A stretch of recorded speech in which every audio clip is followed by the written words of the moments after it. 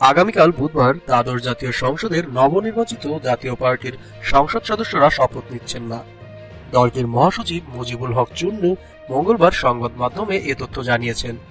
জাপার নবনির্বাচিত সংসদ সদস্য মুজিবুল হক চুন্নু বলেন, কাল আমরা শপথ নিচ্ছি না, পরশু সকাল 11টায় আমরা বৈঠকে বসব।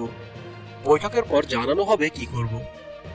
চুন্নু জানান, পরশু সকাল 11টায় জাতীয় সংসদে একাদশ জাতীয় সংসদের উপনেতা জি.এম. কাদেরের অফিসে এই বৈঠক অনুষ্ঠিত হবে। বৈঠকে আলাপ আলোচনা করে ঠিক করা হবে শপথের বিষয় কি। গত 7 জানুয়ারি রবিবার সারা দেশে একযোগে 299 আসনের নির্বাচন অনুষ্ঠিত হয়। এর মধ্যে 298 আসনের ফল বেসরকারিভাবে ঘোষণা করে নির্বাচন কমিশন। এতে আওয়ামী লীগ পেয়েছে 222 আসন, জাপা 11 আসন, স্বতন্ত্র প্রার্থীরা পেয়েছে 65টি আসন। ওয়ার্কার্স পার্টি, জাতীয় সমাজতান্ত্রিক দল জাসদ ও কল্যাণ পার্টির একজন করে জয়ী হয়েছেন।